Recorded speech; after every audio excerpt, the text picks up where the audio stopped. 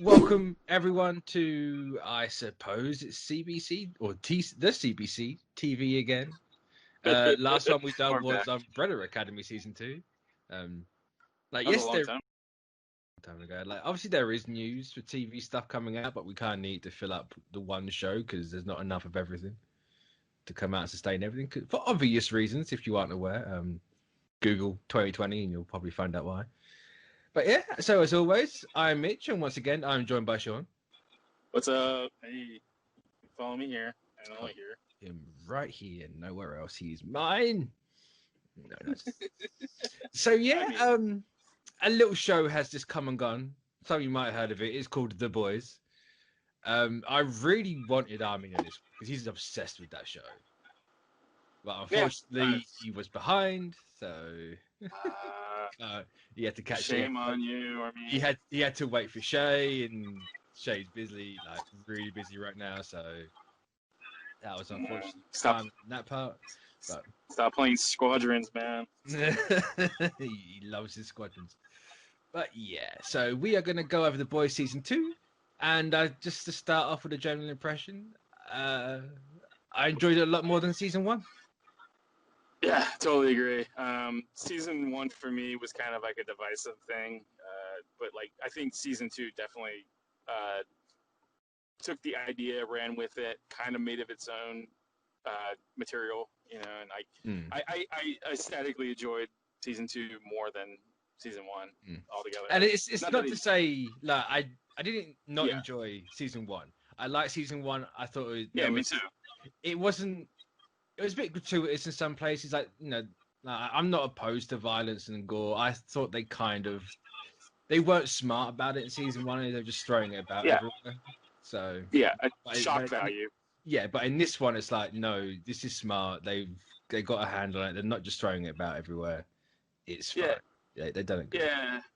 Yeah. I completely agree. It's like season 1 for me. Those are the biggest contention points for me. It's just I felt like they're doing it for shock value and shock value alone, but like season 2 kind of sprinkled it throughout the season, and it didn't really like it didn't really hurt it in my opinion. It kind of you know. Okay, it really helped it along.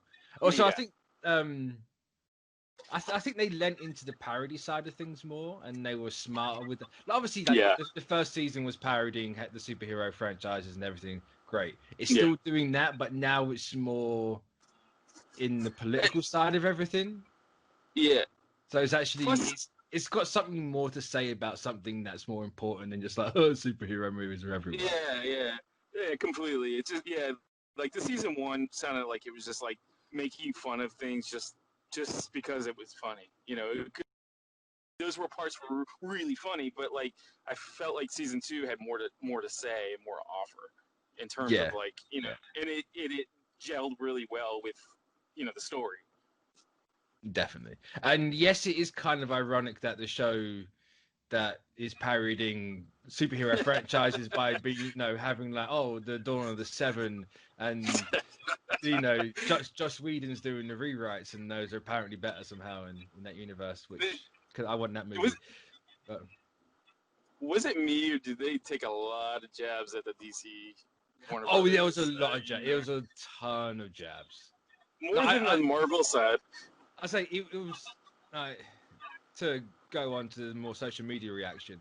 A lot of people tried to spin it as a quote tribute to Zack Snyder in those movies. Obviously not the case. You clearly never heard of what a parody and a piss take is. They're taking a piss down type situation. They're not going to be. They're not praising Joss Whedon for it. It's just you know.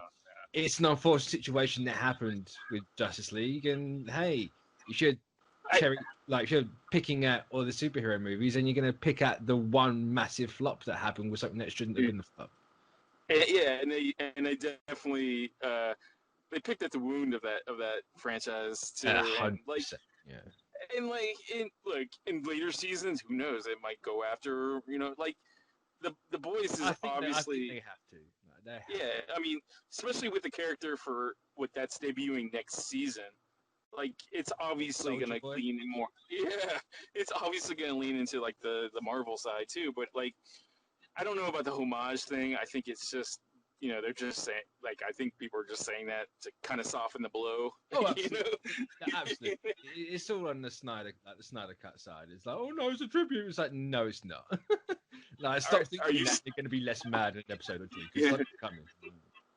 Are you surprised that Snyder didn't say anything socially? Because like he must have known that. No, I'm not surprised at all. I mean, why would you? Like, it's apparent. Like, I think if he came out and said anything about it, like if he came out and said something nice about it, it's fair enough. He can do that. Yeah. But if he genuinely took that to heart and got a bit pissed off at it, it's not going to look good on him. It's going to make him look stupid. Especially when everyone, for the most part, loves The Boys. Like this, it's the biggest show Amazon has right now, and this season for good reason. Oh, for sure, yeah. Like, I mean, like the whole cast. I mean, like with all the problems I had with certain characters in season 1, they fixed a lot of that stuff in season 2. Oh, absolutely, yeah. Because like, hey, like we're gonna spotlight these characters a bit more. Like you're gonna get to know more about. Like, yes, we knew who Homeland was in the first one, but they went into him a bit more. It's like, hey, he's a bit more an A-Train and a Deep and all this stuff. Like, so I'm happy with how they handled that. Yeah, and like, I mean, I just love.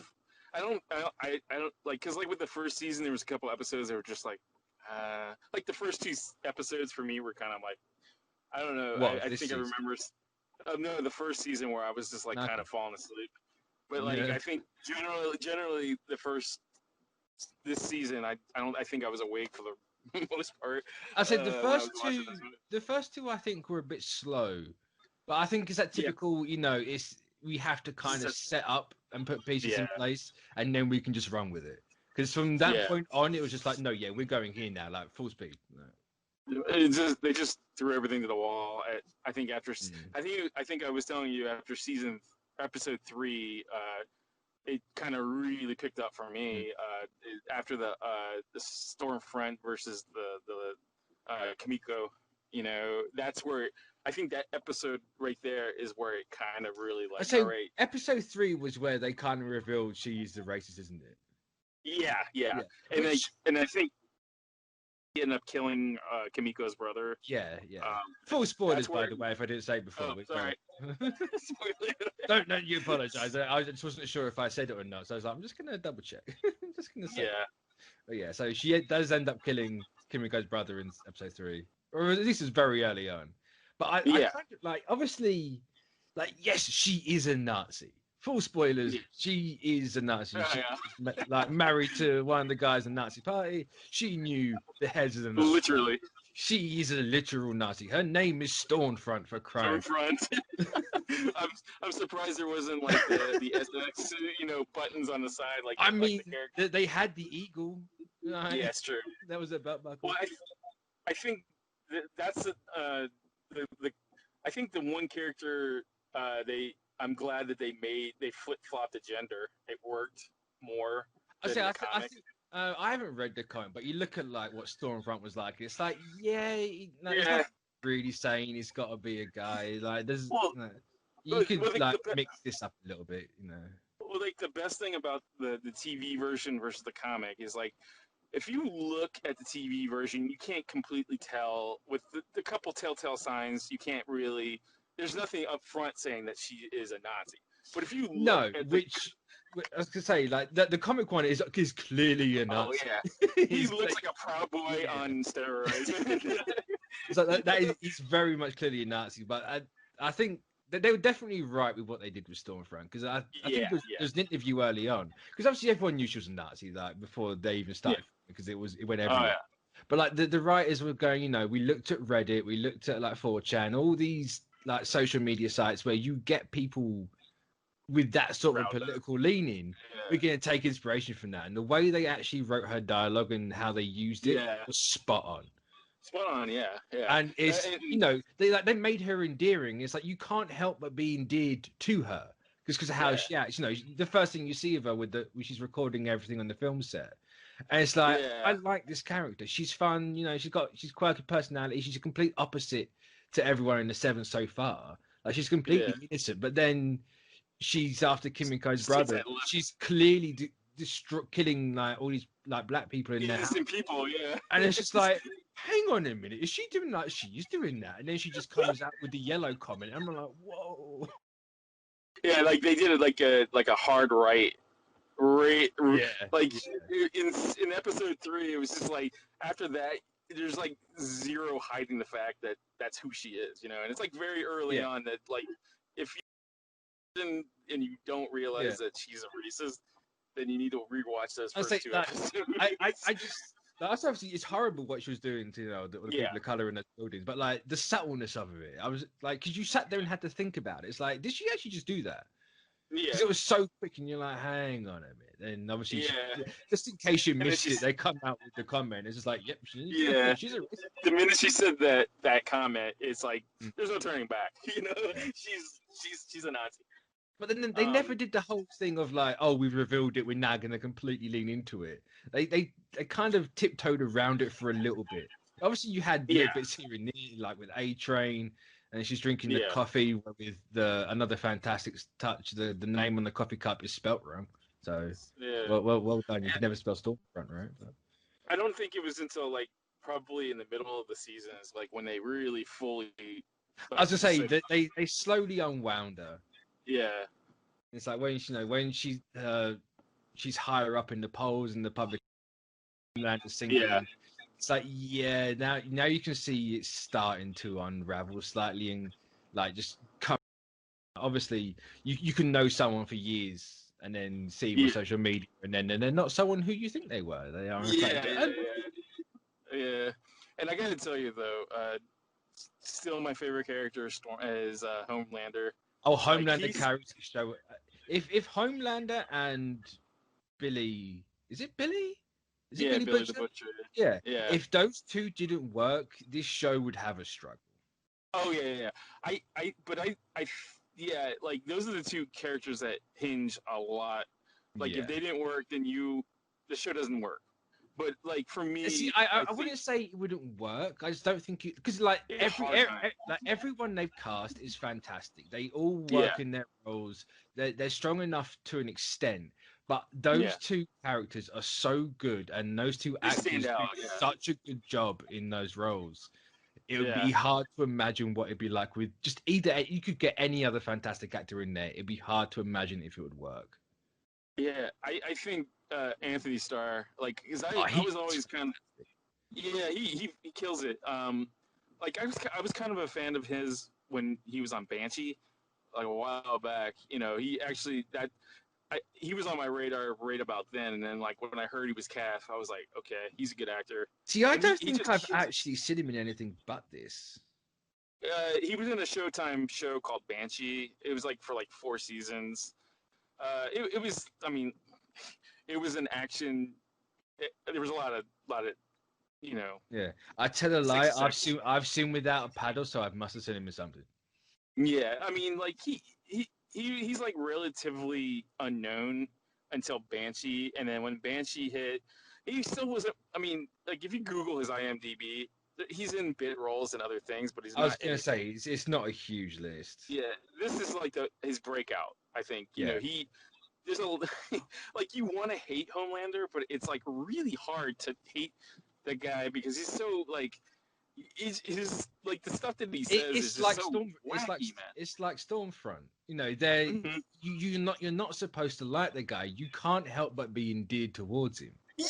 Yeah, but I think Homelander more than Stormfront for me because like he just says the most outlandish stuff, and like I loved his reaction to Stormfront. Oh, white genocide comment?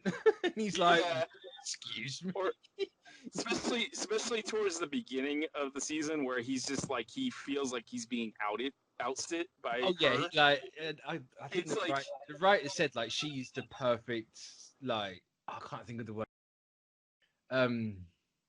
Foil. I suppose foil, to Homelander. It's like, yeah, I can see why. Yeah, and like I just love the reaction that he gets, and then like on top of that, man, I think the last episode, the shot that was supposed to be in season 1. I was gonna. Fucking brilliant, man. Before you get to that, I can't stand the fact they spoilt that scene in an interview days before. I saw that and I was like, you know what? I can see why that was cut out. I think that if that scene was in season 1, it wouldn't have worked. It'd been like, nah, this is a bit too gratuitous. It's too far. It's too far. With this season and everything he went through, it works so well, and I get why they talked about it and what they said, because it's fantastic. Okay, and you're the one character that really kind of let me down. Was the Black Noir character? I don't think they know particularly what to do with him, because obviously in the comics his character relies heavily on the twist that he is it's a Homelander clone, isn't Homelanders, it? Yeah. He relies heavily on that, so you're not going to do that. Which we don't need that, because obviously he's clearly not a Homelander clone. Like, there's obviously something going on with Black Noir. I'm not entirely sure they know what to do with him. I have a theory with him. I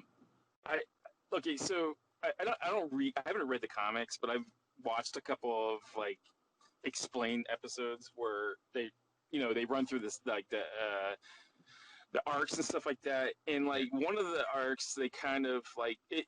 There's a thing that happens with what was that? What was Sean Asmore's character called? Oh man, I want to say Matchstick, but it's Lamplighter. Oh, Lamplighter.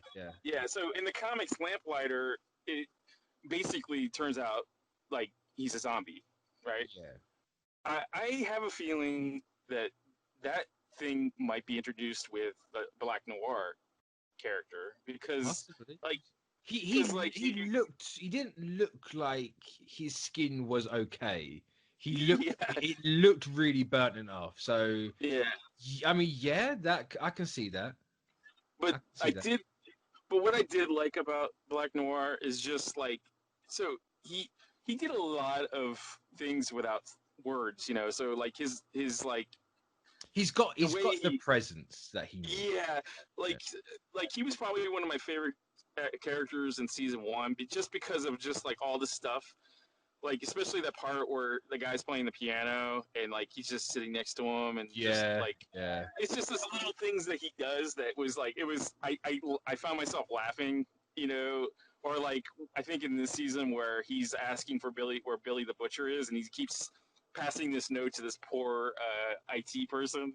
So, like, it's stuff like that like it made me kind of laugh out loud, because it's like, like, he's not saying anything, but he's fucking scary, man.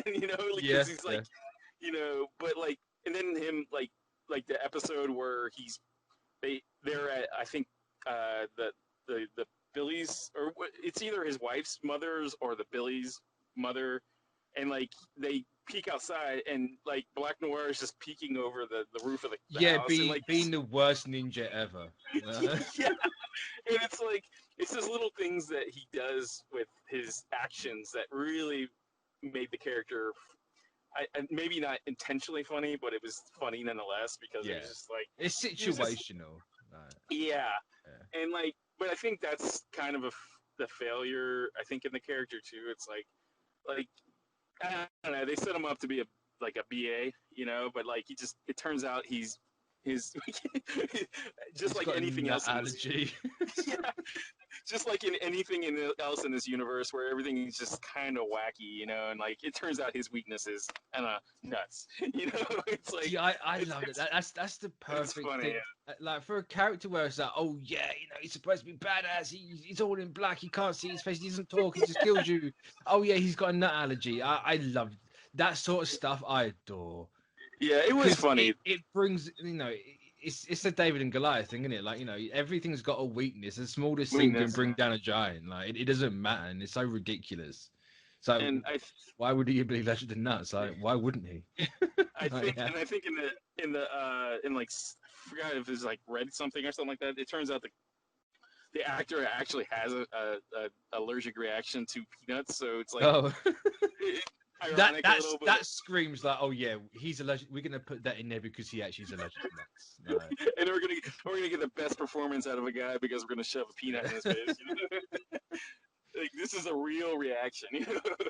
I don't know, but then like I don't know if the stuff with the Scientology place worked, for you. I liked the church stuff. Yeah. I honestly liked it, and the whole fresco joke thing. Yeah. It's like, why fresco? Then, It's just a funny thing, why not? yeah. I mean, I think I really got on board with season 2 because I was kind of like after season 1, I wasn't overly looking forward to season 2. I was like, I'm gonna watch it because we're gonna talk about it anyway. I'm gonna watch it, and it's like, actually, no, it hooks me quick. Yeah. I was in the same boat. I was just like, look, I pay for Amazon. I'm gonna watch it. We're gonna probably talk about it. I wasn't like overly anxious to see it. No, but now like, season 3 can't come quick enough. Yeah, I need season 3 right now. And then like the spin-off is kind of interesting. Yeah, the spin-off is the ironic part. It's we're going to take the piss out of franchising, but hey, we've got a franchise now. We're gonna make a franchise. Why not? And I hope they lean into that ironic nature of it and just go balls to the wall. I can see a lot of like, there's a lot of potential to use like real life high school news in this show, like cyberbullying and like, there's going to be some kind of school shooting thing going on. You can feel it. Oh, 100%. Yeah. Like there's going to be, but I mean, I think out of all the shows, I think this lends itself to a lot of this stuff. That it makes it more natural. Yeah.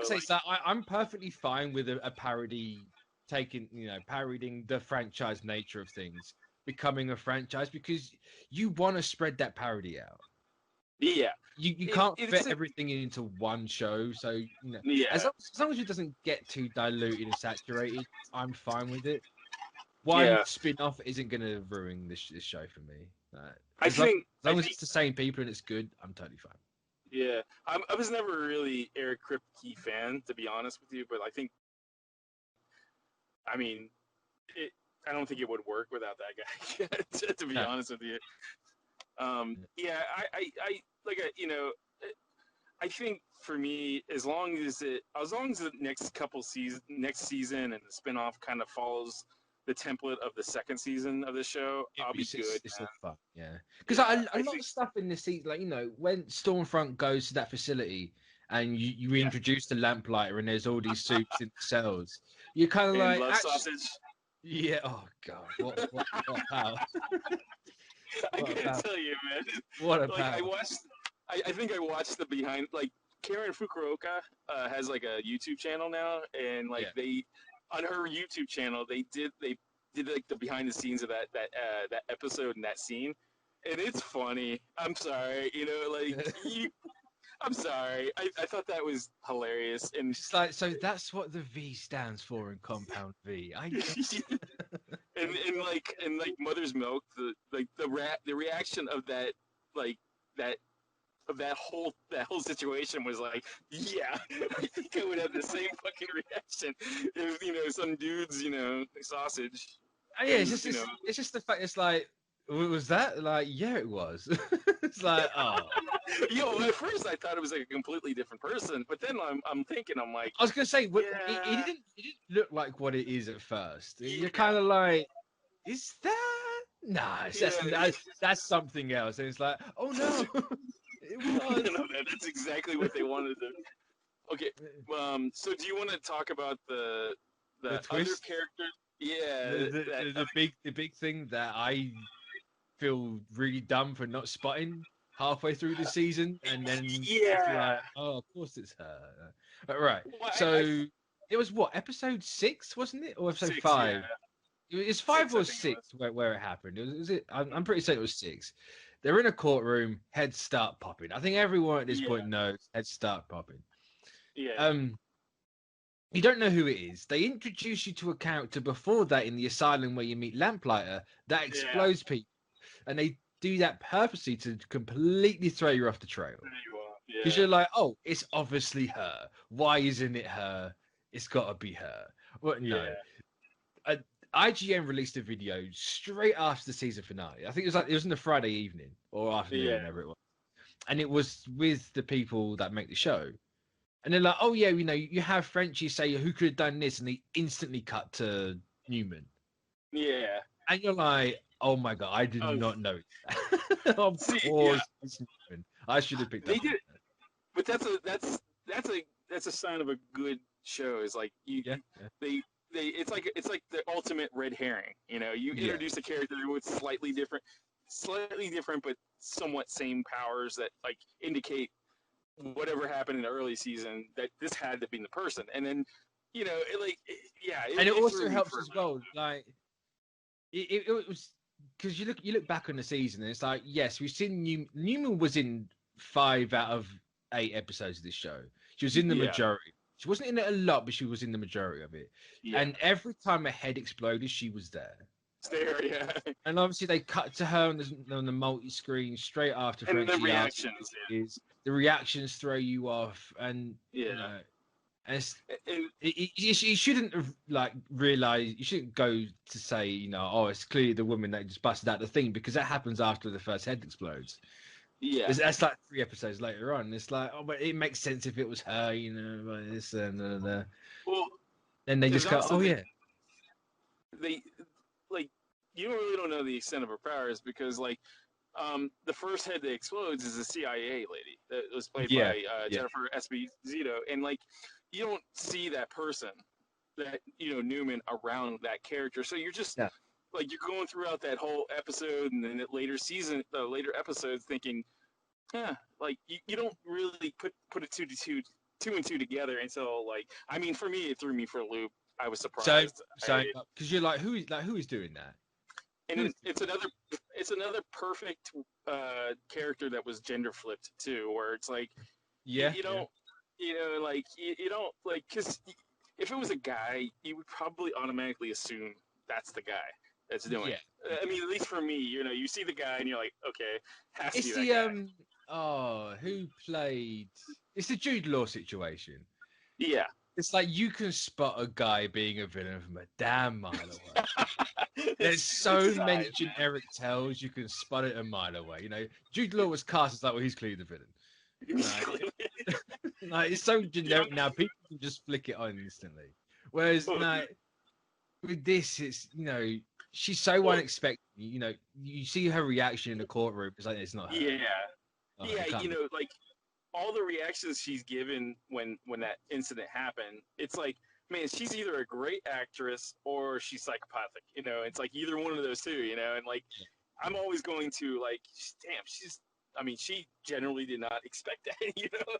Especially that first one the second one where they're at the rally and the guy's head explodes. You're like, the reaction of her was very, very surprising. It's like, I don't know. It was, which that rally's a great scene.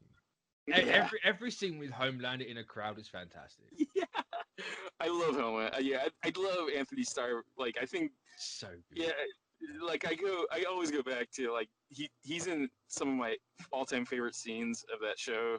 It's just his I don't give a crap attitude. It's like, I don't care. I'm powerful. I can do whatever I want to. He can do whatever he wants. Exactly. But he's got that. He's not going around thinking I gotta be. He's like the antithesis of Superman, where Superman's very careful, doesn't apply himself very. But this guy goes, I don't care. I'm gonna crush this guy's hand into jelly, and not even think about it. He's also got that fantastic face of just I'm laughing. I'm really struggling to hold it together here. And it's like he wants to explode, and just. And it's I think he does it so so well. I think that's the one thing that translates very well from the comic. Because if you look at panels of the comic of Homelander, it's almost beat for beat what that guy looks like. I don't know, that scene in the alley was, I thought it was hilarious. With his storefront, he just smushes that poor guy's and face. The guy's basically pleading not to do any, please don't do this. And Homelander's I'm not gonna do it anyways. And then I couldn't figure out if that was intentional or not. I'm like, did he do that on purpose, or is that just? The minute Like, the minute they had sex on his corpse, I thought that was like, all right, that's 100% at that intentional. point, yeah, it's kind of like, yeah. So, But yeah, like I think it took away like season 2 really got me hooked into like I can't wait to see what they do with season 3, and like I think at this point they're definitely not holding themselves beholden to the comics, like because a no, lot of things that thanks, just doesn't happen. Yeah, thank and God. like but that's the best part about it, like the minute you start holding yourself to what happens in the comics, it's like you put yourself into a corner and you have to, there's like certain things you just can't do, and like I think I think they're doing a great job of giving you. It's like a 50-50. It's like they're giving you the comics and like great. It's like what the Marvel movies do. It's like they just give you great scenes, great splash panels of like Yeah, I of think like. it's yeah. I haven't read The Boys, and from No, what neither the panels I've seen, I don't particularly want to read The Boys because it's like this just way. looks like it looks like typical Garth Ennis. He's being gratuitous. Yeah, Everything's being thrown about with like no reason whatsoever. It's like, hey, Starlight, suck me off. Throw the yeah, N word about all this, all the rape stuff. Like, no, it doesn't like interest me whatsoever. yeah, But the thing is, they kept all of that, but they've spread it out between the characters. yeah, It's like yes, you had the rape and like the sexual assault with the deep. That's going to be the deeps thing. Now, obviously, you're going to get it with some of the characters as well. But the racism, obviously, Stormfront's got that. yeah. Like, and, it's just spreading everything out, and it works so much better. It feels like it's got its place in the handling, with a bit of decency. It's like, Yeah, yeah. It it's doesn't. part of this property. We have to be like clever with it. It can't just be thrown Yeah, about. Like, here you go, done. yeah. I think the problem with the comic is like every other page, it's something fucking gratuitous. I It's mean, it's like, Garth but Ennis. yeah, Let's be but like, honest. but like, I think the people that created the TV show realized like we can't do that. What No. we can do is spread it around so it's not minute by minute like thrown in your face. It's like every time you turn a page in that book, it's like something really, really weird and sexual or Yeah. violent. It's like there isn't a page that doesn't have some weird thing on there. But like with the TV show, it still has that stuff. It's just kind of spread out and sprinkled throughout the season, like, Yeah. and it's kind of toned down like to the point where it's like, all right, I don't want to read a comic book about some guy raping a woman. I don't want to see that. I see enough of it on TV in news. Yeah. I Yeah.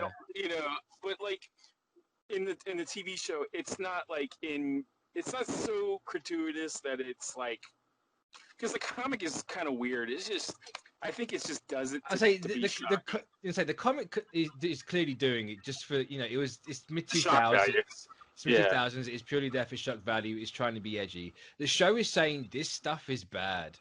Yeah, yeah, yeah. It does. These people are bad. You do Yeah, this they don't. stuff, you are a bad person. Like, Yeah, it feels like the comics kind of glorify that a little bit, where the yeah, TV show kind of uses it as a cautionary tale. yeah. And can I say one thing though? I love the subtlety of what the Deep is. Like the Deep is subtly funny throughout the whole entire series. Oh yeah, Like he's one of the fantastic first, in this. He's fantastic. yeah, the very little that we have of the character, it's just the delivery of the lines, the character. It's not like it's just the part with the whale that was funny. Oh, that poor The very whale. end of yeah, the very end of the show where he's like, like I'm not He, gonna get back into the seven. yeah, he's He's, the show's like, yeah, the Deep's not a good person.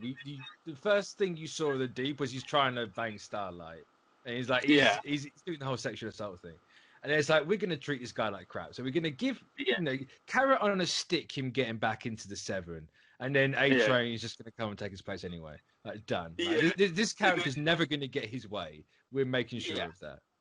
And it's funny that like like he's just like he's basically using the church to get back into the thing, and he Yeah, clearly isn't falling for what their shtick is. But he's going along with it because he thinks that that's what's going to get him back into the seven. But then yeah. when he realizes like that's not going to happen, he's just like, whatever, man. Like he just walks away and says all that stuff. It's like Mm. he's probably really despicable, but like it's kind of funny, and not funny in like, I'm making like that. I'm enjoying what he does, but it's just like the situations that he's in and the situations he reacts to, kind of funny. Every time like when he starts tries to hand frescas out to people, it's like Very frescas. you kind of in the back of your head, you're like, is this guy rude? Is there a Molly in this? Like you honestly think that the guy's kind of roofy, Like, also, his little trip where his gills start talking. Oh, it's disgusting. Yeah, that's Patton Oswalt, right? Yes, Patton Oswalt. Yeah. It doesn't sound like Patton Oswalt. Yeah. I take it back. It doesn't sound like Patton Oswalt when you first hear it. It takes a while for it to kick in that it's actually who it is. It's like, why is Patton Oswalt talking gills? I don't get it, but it worked. But it's hilarious. I love the makeup for those gills. Yeah. They turn my stomach. Oh yeah, it's disgusting. It's just like, and to think that a woman would think that's sexually, satisfying. No, kind of weird too. That in season 1, I was just like, you're that girl. But yeah. So, do you have any predictions for season 3? It's hard though, right? It's hard. I'm not familiar with the book. I know they're going more in the traditional. The boys are now a government section. Yeah. So they're more they're government backed and all that to keep the soups in check. So I know they're going in that direction because they kind of tell you into this. But and they're also going into the direction of the comic where they're like kind of forced to team up with the the Seven too. Which is going to be really interesting. That's going to be interesting. I'm looking forward to that. I'm really looking forward to Soldier Boy. Yeah. Jensen Ackles is... I was going to say, Jensen finally Ackles... gets Captain America. A Captain America parody with Jensen Ackles. And I've seen the panel where he pisses himself, and it's like, I need this so bad. I need it. And the funny thing is like, he was actually up for that role, too, right? If I remember correctly. Yeah, he was up for that, yeah. And that's ironic that he plays a Captain America clone. See, if I was the boys, I'd be snatching up everyone who was up for a superhero role. Oh yeah, and then making it a parody of that. Like, I'd 100% be doing it. Oh yeah, like John Krasinski. yeah. If it wasn't going to be Eccles, I would have got Krasinski, but we'll see. I think Eccles might fit Soldier Boy a bit better, but. And I think like Eccles has got a comedy. Yeah, and he has that comedy thing down, where he's got a balance. Then again, Krasinski did The Office for years, so he's got. I think out of the two, I think Krasinski is kind of out of the range of, I think, the boys. I think Eccles is in that reaching, I don't know. I think it's going to be a really good fit. So yeah, I mean, I'm excited for it. I really want to know what they're going to do with Ryan, the kid. Yeah. So is he going to turn out like a Homeland? Because there's no way that boy on his own, being raised by the CIA, turns out. Yeah. There's no way. Do you think that he will because like in the book, Black Noir kills Homelander? Do you think that's what they're grooming that kid to be? Because like, I mean, obviously possibly. got the motivation. Well, he's got the motivation, right? Yeah. But speaking of being killed, back to Stormfront. Yeah. Stormfront in this gets the absolute living crap beat out. No, yeah. We get that nice scene with Kimiko, Starlight, and Maeve. Just doing an office space on him. Yeah, like you knew Maeve was going to show up. Like there was no way she was going to do it. I'm glad they didn't kill her off too. So see, this is the thing I was going to get to. People seem to think she's dead. It's like, guys, the last time we saw Stormfront, she was talking German. Yeah. Like she wasn't dead. She was very much alive. She was struggling, but she was very much. I think in the comics, Maeve dies too. Oh, does she? Yeah. They cut. I honestly need more Maeve. I'm glad they didn't get rid of her though. Well, I don't think Stormfront's gone. I don't think she is. Yeah. I think Because Homelander even says in that last speech, we have her in a containment unit. Yeah. So like, and that usually means like she's alive. Yeah. It's like if she either that or if he said like we have her body, I can't say for certain, but you know we never saw her die. And rule number one: if you don't see the dead body, they ain't dead. Yeah. Also, the woman that can get shot by bullets and take Homelander's like laser beams to the chest and nothing. Yeah. Like she's gonna crucify. It's gonna take a lot to kill her, like for sure. But I think Ryan will do it though. If she's not dead now, I think because he saw her kill his mother. Well, he's the one that killed his mother. Oh well, I mean, yeah, it's true. I can see them bringing Stormfront back. Maybe do like a cyborg Superman situation. Or we have like do the whole, or they can just gender flop her again and say, hey, part of the procedure was the side effects is she just I mean, grows the sausage. I mean, it's not sure, maybe it's not an out of the realm of possibility in the show. I think you'd have to tread very lightly on that one. Yeah, because it's kind of like a trend. You gotta like it. Yeah. You could be very close to saying like trans people are monsters, and you ain't gonna want that. Like yeah. But like it's something like that. It's not out of the realm of the show to do. But yeah, I think that would be kind of a mistake because you would be sending the wrong message. So you'd have to tread a very fine line and be extremely sensitive and extremely clever with it. I got no doubt you could do it, but it's a question of whether you should or just because you can doesn't mean you should. Yeah, I think the easiest thing is just bring her back as is. I think there's gonna be. I say cyborg Superman. Yeah. Like just you're part robot now. really take the piss out of that situation. It's like, of course we can do this now. I'm like, why not? Yeah, we can give people superpowers. Like, at least 1 in 3 people superpowers. The other ones explode. No. Or and you turn the character into something that she is solely against. Like I don't know how you do that, but like obviously that could be a way you could take the gender flipping back to the male Stormfront. Really take it that way, but you don't do it with the gender. Do it with the race. Yeah, you can do it because that way. I think that would be interesting to see, like the reaction of the character of being something that she hates the most, or or something like that. Like I think that. How you do that, I'm not sure. I'm not smart enough to figure that out. I'm not a writer, but it'll be an interesting situation because she's clearly not dead. Clearly not dead. Yeah. Hopefully, and I'm sure they've got plans for her. To do something. It's just I don't know. Like I feel like you need to do something interesting with her. If you bring her back, you can't just bring her back. It's like if they did everything they did with the Deep in season 1 and didn't give him this arc in season 2. It's like this guy, he's not the biggest piece of shit in season 1, but he does his thing, and now he's getting this arc. You can really dial all that up and give that to Stormfront. Yeah, because I just feel like you can't if you bring back that character, you have to change that character a little bit.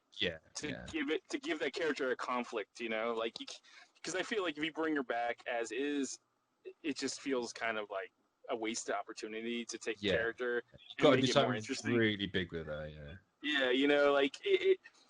if that happens, I don't know if that happens in next season. Or maybe it's just planted into next season for the season after that. Because I think they're doing 4 seasons or something like that, if I remember. I remember reading something I'm not sure if they've said how many seasons they're doing or if it's just going to go on until it goes on. I haven't looked into it that much, but... It's not Netflix, so it's more than 2 seasons. So,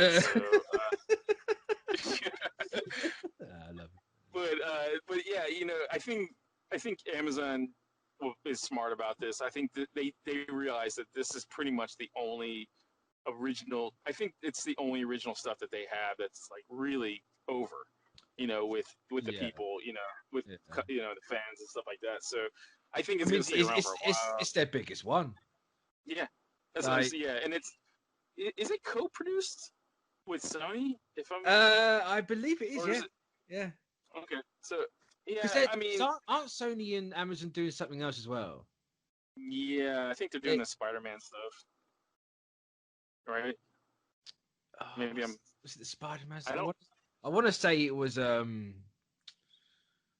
indie. But I could be completely wrong, to be honest. I just can't remember. In my head, I thought they're doing something else as well. I think they're. I mean, I'm pretty sure that they have other shows that they're doing together. I don't know. I'm definitely interested. It won't be for another 2 years probably before that next season comes out. I think they're filming it. Well, they're ramping up to start now. Okay. So I think they get. I'm definitely interested to see, because I'm interested to see, because they've Billy's crew and Seven are gonna work together at some point, because him and I forgot Giancarlo Esposito. Oh, Vought.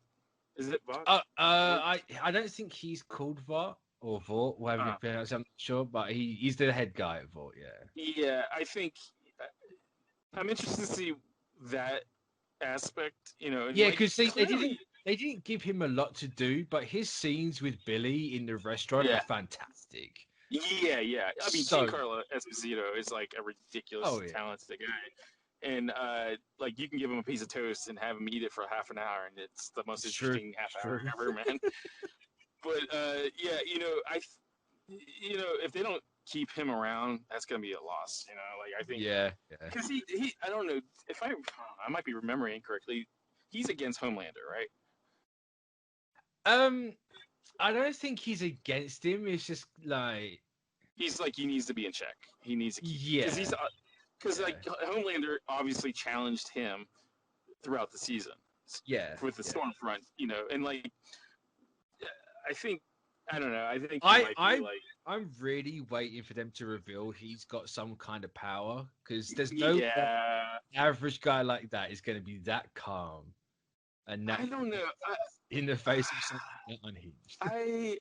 I'll be honest with you. I'll be much more. I feel like you'd be much more interested if he doesn't have powers, and he's just that I completely agree, but I'm fully expecting them to say something after the Newman twist. After that Newman twist, I wouldn't be surprised if he can control minds or something. I'll be honest. I hope that doesn't happen. I hope it just because I know guys like that are just you cannot scare me. Yeah, nice. It's just one of those little things. It's I can kind of see it. I don't necessarily want it to happen. Yeah, I can see it too. I can see that route being taken. Because it seems like a twist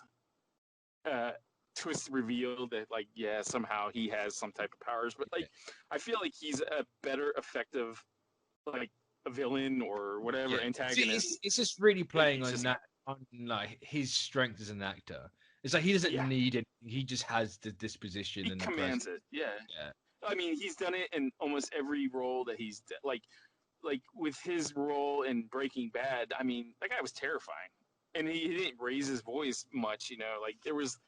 He's just got that presence about him. It's just unsettling. He's got that I'm really calm. I'm gonna smile at you, but I'm gonna tell you the most vicious things in a monotone voice, and you're gonna be cooperative. And I think that if you give him powers, you're just that just seems like a cheap. Yeah, you're taking it away from it a little bit. Yeah, you're kind of taking it I think he's more terrifying as a guy that's just that confident. He's not scared. I mean, those scenes with Homelander was 2 seconds away from blasting his face with his laser beams. Yeah. And he's just not flinching. And I think to me that reminds me of I don't want to draw parallels, but I know Trump is not that calm and cool, but he has that arrogance of nothing can hurt me. But I think the character is more effective because he's like, yeah, I believe that this guy believes that he can, Yeah. like he just walks around as if he's walking around some of the most powerful people in the world and not even turning his back, like mainly probably because he's got Black Noir as like pseudo bodyguard, maybe that's why, but like even when he was taken out, he seemed really confident that like, hey, look, throw your temper tantrums, go ahead. It's like, do what you want. Just remember, I'm in charge. Yeah. He's got that like, I'm in charge. I don't care. You could literally, flick your finger and just disintegrate me. But like, I'm not. I know you're not going to do that because you need me in some. Yeah, it's like it's like you do this. What you're gonna do? Like, you're gonna have to explain all this. You can't. You need me around. I have to. But I'm pretty sure, like, I don't know, and I don't have any inside information, but like, I think that's going to come to a head in season 3. I think Homelander's going to go complete psycho in like. I mean, that whole like smacking one out above the city thing, which I've finally said what the scene was on this show. I realized we didn't actually mention that. I think everyone kind of knows what it was anyway. Yeah. The most memorable thing. Oh, he's like they said he sold it. He did. It is so. Oh no, yeah. It's fantastic. I literally thought he was doing the very thing that he was playing. Because I was like, the minute that scene started, you're like, I know what he's doing, and I know exactly what this. And it's just like that whole line delivery of like, I'm gonna do what I want to do, and it's like, and you're kind of like. I think maybe the first half of the season of season 3 is going to be him being forced to work with them, and then I think it's just going to fall apart. I think he's just going to let it go. And if there's any indication of what the comics thing, I think he's going to do something similar. I think it has to. I can see. I feel like that's the end result, man. Like like we've been building Homelander to be this. He's been keeping his cool, sort of, in the public eye for a long time. I think eventually it's just gonna like chip away at him, and he's just gonna be like, I don't care, and just start destroying things, and just walking like. I see it in my mind, and I can see season 3 ending with him finally snapping. Yeah, and then season 4 kind of like the aftermath of that. Yeah, it's like, right, how do we deal with this guy now? Like, we have to up our game, and if they do follow the comics with like the boys do take the V compound, they end up doing exactly what they are trying to fight against, and like, I mean, rest in peace, A-Train, if that happens. yeah, I don't know. I think A-Train, is expendable. I mean, I hate to say it because of I'm torn on A-Train. Yes, he's a piece of shit. Yes, he is. I don't know what direction I want him to be taken in. I think he got a dose of his own medicine in season 2, with what happened to him, like Stormfront basically saying what she said. I think. Well, no, why would there be a problem? That was such a good line. She does. Well. And then I can see a bit of a redemption of that character, but I don't think that's going to happen, especially because these characters are never like the 7's never going to. I think out of all the characters in the 7, the only person that redeemed I can see, and it's already been set up, her being redeemed in some way is Maeve, and she was never really. I say Maeve is the end of, or one end of, Starlight's arc. Yeah, it's I'm the young girl, the pretty young girl. I've come in. I'm going to do all this good. Oh, this isn't what I think it is, but I can't. The reality of it. I can't fight against this thing, so I'm just going to become part of the system, but really always regret Yeah. and begrudge the fact that I'm here, sort of a thing. Whereas Well, I think and she's Starlight's too going to scared be, to do anything. yeah, and Starlight's going to be the obvious flip side to it. Yeah, I mean, it's already been set up as Starlight being like Yeah, the thing that Maeve wanted to be, but never could do. yeah. But like, I'm glad that they didn't follow the comics and get rid of her. I think I mean, like, I can see Maeve being offed. Like I can see all of them season being off. 3. To be honest, like yeah. Yeah. I think you're gonna get a good 3 seasons with all of them, and then they're gonna start doing the like shock deaths. Yeah, you're gonna definitely see members of that crew being knocked off. I mean, The telltale sign is if they give Maeve a heavy focus in season 3 to start. yeah, Because I think would not be shocked if they give Maeve a massive focus, and the sign that Homelander snapped is that Maeve dies. Yeah. Like well, I mean, that's what I'm expecting. Well, I think in the comics, it's like when she dies, it's right around the time that he snaps. Oh, okay. So I mean, I do like a really like I never read the comics, but I've read the Wikipedia and I've read because it's an interesting contrast to what the television show was. Not that I was going to sit down and waste time and read the comics, but I'll watch a brief synopsis of it. But yeah, I think season 3 is going to be very interesting to see what they do with it. How long do you think? How many episodes do you give Soldier Boy though? Like, I'm hoping I suppose like Stormfront. Give him as much as Stormfront in it. I'm interested to see how they play that character because in the comics it's like he's kind of sniveling, because like he's like he runs like, and it's gonna be funny to hear like Jensen Ackles spit out some of the lines, because like apparently in the comics when he goes into battle he starts reciting states in the United States. So it's like, but like it's gonna be interesting to see like what they do with the character, because it's just like so many like it's an obvious poke at Captain America, So I mean, he's literally called Soldier Boy. He has a shield. Like yeah. Like Homelander's clearly evil. Even though I will say to end this off because I didn't realize we've been going for nearly an hour at this point. But I suppose just a testament to how much we enjoyed season 2. Yeah.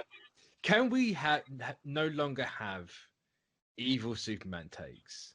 Because we are never gonna top Anthony Starr as Homeland, ever. Yeah. Like we've reached the peak now. We now just need a good Superman.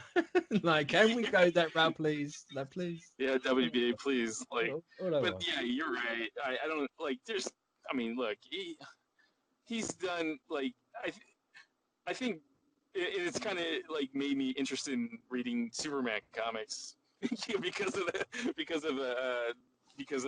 Anthony Starr. Yeah, like I think. Yeah, I don't know. I don't think you could get any better than like he's just because let's be honest, you can do any Superman parody like this. It's always going to be compared to Homelander, and Homelander's always going to win. He's the and I hate to use this analogy, but he's the Heath Ledger of the Superman. Yeah. Because like it's just like there's nothing else. Like I think this is the pinnacle of like Superman parodies, because it's like this is exactly what, like this is a perfect parody of the character. Like he's the complete opposite of what Superman is. Which like, it's really unfortunate because we've got another Superman parody coming out with the Invincible show. Just like, man. Yeah. But at the same time, that show looks fantastic. We're absolutely going to talk about that as well. Yeah, for sure. Yeah, I think you could. I think there's room for another version of that parody. Yeah. Maybe I think Invincible does it slightly differently because obviously it's the kid following. It's not you're not following the dad, but yeah. Yeah, I think the Invincible is a little like it's that much different where it's not like kind of treading on the portrayal of Homelander. Because Homelander, let's face it, Homelander is he's Superman. You know, like Oh yeah. Invincible could be Superboy. That Yeah. the, Yeah. the the polar opposite of what Superboy. You know, and it's like, yeah, I don't know, man. Like that, I think he's like one of my favorite characters in this show. Like Yeah. he's just heads and tails. He's over Billy the Butcher for me because he's just like Yeah. he's that I entertaining. agree. Yeah. I He's that agree. he's that much more entertaining, and I love Keith Urban. Or yeah, I love Keith Urban, and I love Carl Urban. I love Carl Urban, and I love what he did with the character. But like, it's just something about watching Anthony. He seems to enjoy what he's doing. You know, like, you can see it on his face, even when it's yeah, literally the final shot of the season and he's just blank staring the camera, trying to give this yeah, really big impassioned speech. It's like you can tell he's enjoying doing what he's doing. yeah, and it's like I would love to have been there when they told him, this is what your character does, and this is what you get to do, and this is what you get to say. And I bet Yeah. you $10, Anthony Starr's like, this is going to be the funnest thing ever, because you're basically saying exactly like he's saying something that you want to say sometimes in real life. He's just saying it, you know, like he's got no filter, he's got no soul, you know. He's just the guy that just says whatever he wants to say because he knows that he can't be stopped. Like, you know, like in this universe, there's no weakness to this guy. No. I mean, as far as we know, right? You know, there's no. I mean, I suppose apart from the whole mother thing, no, that's. But I think, yeah, they got to play on that. Issues. Yeah, they got to play on that. I think the psychological issues are maybe his weakness. You know, because God, man, I think that scene in the cabin. Oh, really I so forgot about it. That was fantastic. It was great, but like it really creeped me out in a way that it was really creepy, and it was like unnerving. Like, it's intentionally creepy, but at the same time, it's like they did it so well, and the whole reveal of like, ow, it hurts. It's like if I hold it too long, it hurts. Like I can't just indefinitely stay like this. I'm gonna be honest with you. I watched this show late at night for a reason, because it's like I don't want my wife looking at me like I'm a depraved lunatic, you know, by watching stuff like she saw me watching, especially this scene. I mean, look, dude, I know it's a show. I know it's all scripted, but like it's like I feel kind of weird and dirty sometimes when I watch this show, because it's like some of the stuff that happens in that show, you're like, if any normal person that outside of this, you know, this people, you know, the fans that watch this saw this, they would, out of the context, they would be like, I say it's I would say it's definitely got its audience, but when it's the biggest show Amazon has right now, it's like that audience is huge. Yeah, but like there are, I mean, like I don't think my mom, like if I couldn't watch the show sitting next to my mom or my son or my wife. That's what I really want. I feel like it's like you're watching porn. That's what I don't want to come off as like kind of like prude, but it's like some of the stuff and the content. It's like if you've seen it out of context, you would be like, "Are you watching something?" You know, like, you know, what are you watching? What do you see? You know, that's interesting, because my mother really enjoys the show. Really? Yeah. Yeah, I know my mom, and I know my wife. Like, I don't know. I think I don't like. Yeah, I feel. I'll give it a bit of context. She enjoys the show. You do get the occasional like, oh, for God's sake. Like season 1 with the gills with the deep, she couldn't watch. Like she was like, no, that was way too far. This like the worst the worst thing you got this season was that Homelander scene, and her face was just like, oh my God. Whoa. It's like, is he really doing that? It's like, yeah, he is. But like it's in context, you're like, okay, I get it. Like this guy is got a mother complex, obviously. But like, or when the you're Oedipus complex. yeah, or the Oedipus complex. But like, I don't know. Like, I found myself watching this stuff late at night. Maybe that says something about me. I don't know. But like, it's just like, in fairness, I honestly could not blame you. yeah, I I feel honestly weird watching. There's a lot of stuff in here where it's kind of like, yeah, I shouldn't be watching that. But I think that says something about like it's.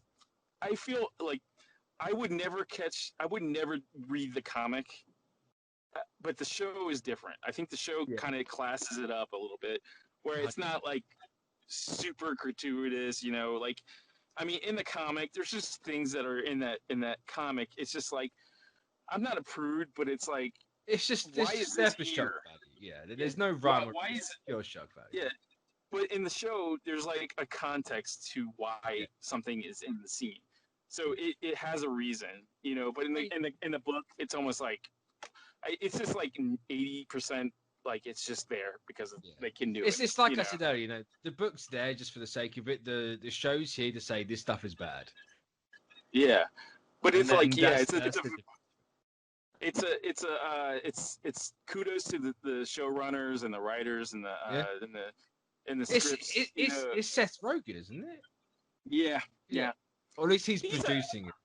He's producing it, but like, I'm sure he has like a hands-on approach to this show, and like, you know, like, and you know, if you looked at all his other stuff, you get it. You know, like, I mean, the Preacher series is like a prime example. It's like, I don't think any other person could have done that correctly. And like, you know, like, I'm glad it's here. You know, is it always my cup of tea? Not really, but like, it's a very enjoyable show. Yeah, I was gonna say it's enjoyable. It done everything it could possibly do to win me over this season, over the first, and it did it. And I'm happy. I'm here for the long haul now.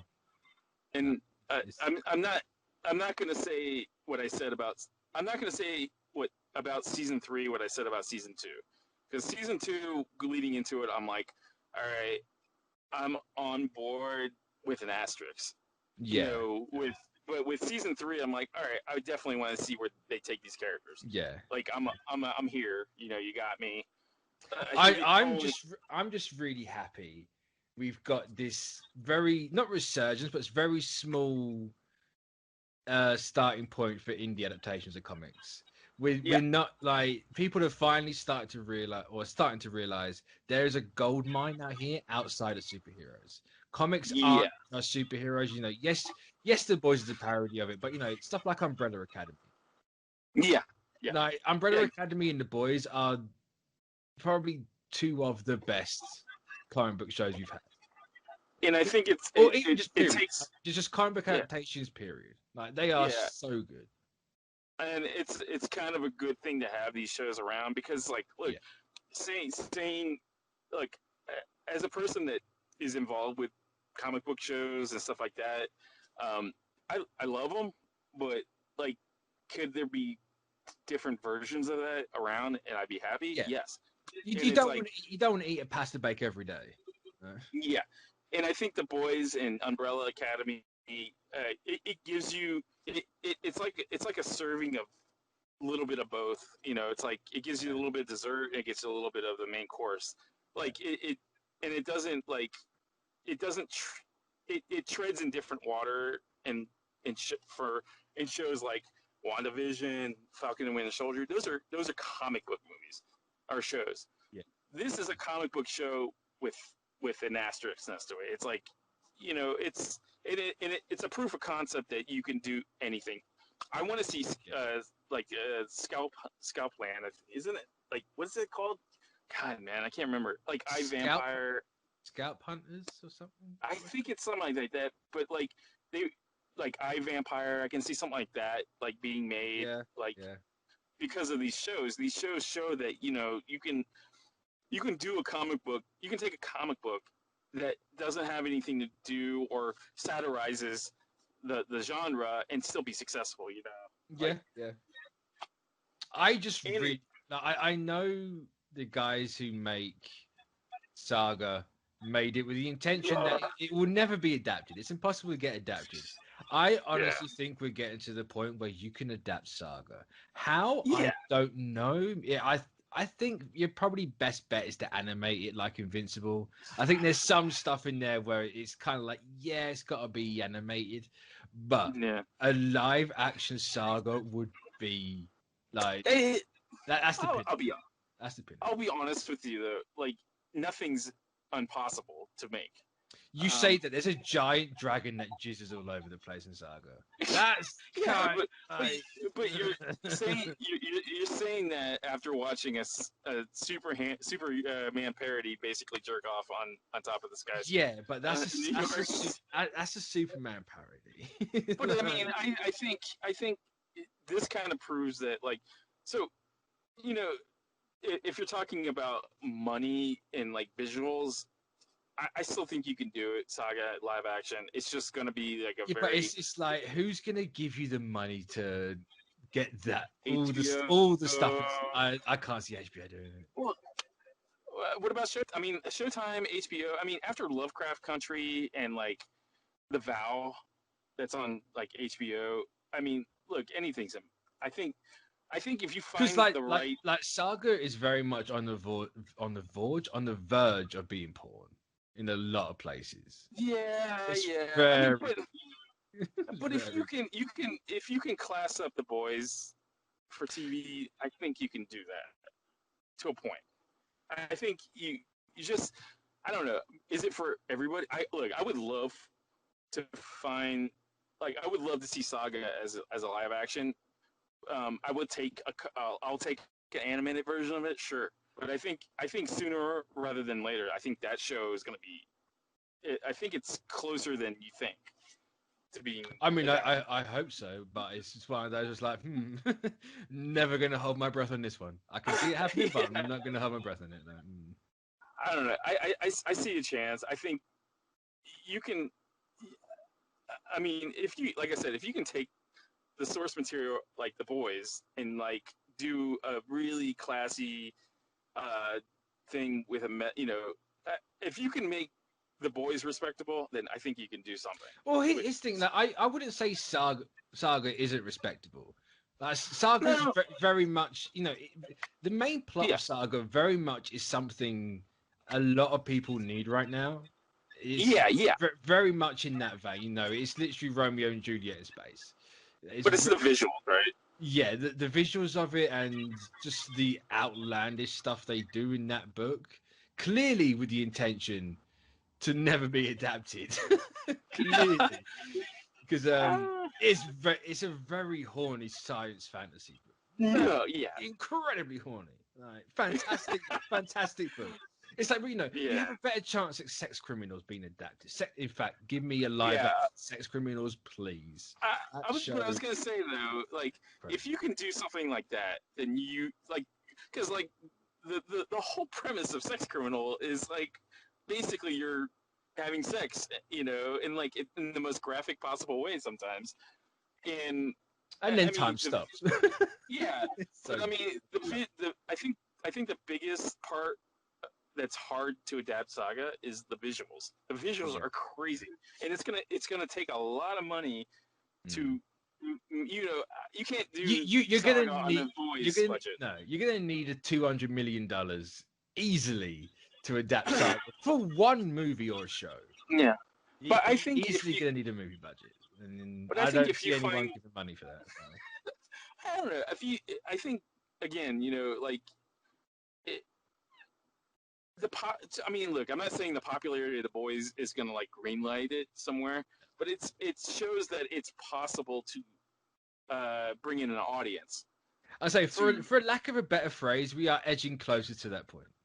Yeah, I mean, like I think the biggest part for me on the Saga thing is just like it's going to take a truckload of money to make it look good. You can do it, but you have to make it look good. You cannot cheap out on a show like that. It's like there's a guy with a TV for a head.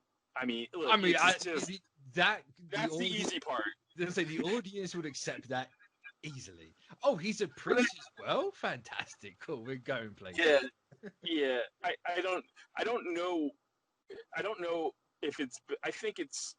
If you had to say it, I think it would be better served as a TV versus a movie. Oh, Because like the movie, it's too long. There's too much stuff yeah, that you need. And that you would have be to cut out. condense a lot of stuff, man. In like in a story like that, condensing is bad because you want to yeah you want every inch of that story to be told. You know, Not if Saga was one book, fine, make it a movie. That's doable. Episodic stuff, yeah. no show, easily. Give me 8 episodes a season, or hell, I'd even take 5 a season. Yeah, Don't care. I would probably put if I was a betting man, I would say it would if it was going to come out, it would be as animated versus live action. Yeah. It'd Because be like animation's easier. Yeah, it'll be Invincible. You keep Yeah. even like there's nothing wrong with animation. It's fine. Invincible does what I like when they do, and it's they're taking Ryan Otley's art and it's not all one for one, obviously, but they're making it work for animation and it looks fantastic. Yeah. Dude, that was Saga, fantastic. I'm all there for it. But I think I'm gonna because obviously slight tangent on what we're actually supposed to be talking about, but I think it all goes. So well, I mean, it fits in the narrative of like because it's it's not a complete 360 on the conversation. It's like I think my ending point is like if the boys is if everything is hinged on like like the visuals of like the sexual stuff and stuff like that being I think the boys kind of presents that if you do it right it can be done. It's just I think the biggest part is the visuals. It's like it's got to be I don't know it'd be more effective as an animated. Would I like to see a live action? Yeah, of course. But you're going to be subscriptions of whoever service it's going to be on. It's probably going to be charging upcharging you for their monthly fees because they're going to have to make up whatever money they've had to invest in a live action show. But I think it's closer than you think. I think with places like HBO and Showtime doing the services like they're doing now, I think it kind of opens up that possibility of like, hey, we need properties, we need stuff that we need to show, and this is and like Amazon is if it's not Showtime, it's like it's one of 3 things: Showtime, Amazon, or HBO. Those are the 3 companies that are gonna have to snag it if it's gonna happen. But who knows? Yeah, well, maybe one day. But right, I hope you enjoyed this pushing an hour and a half, or it's an hour and 20. But yeah. So let us know what you think of the boys. Let us know what other indie books you want adapted, whether it be animation or whether it be live action. Let us know. I look forward to reading those comments. So we will catch you all next time. So bye bye.